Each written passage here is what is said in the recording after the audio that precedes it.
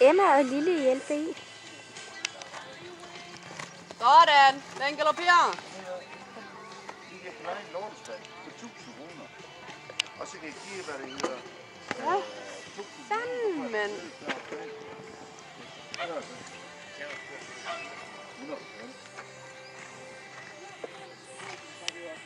Det er det. Det var helvede. Sådan en bil, den er bedre. Hvis du kører galt i lort, så er du også bedre at sikre. Men sådan en Fiesta, hvad er den lortebil der?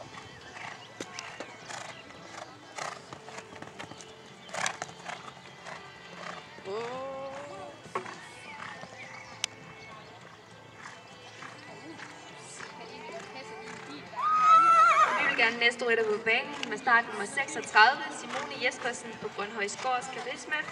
Start nummer 38, Katrine Højrup Jensen, byder sig til klar i pit. Og start nummer 39, Nana Vare, byder sig til klar på opvarmningsbanen.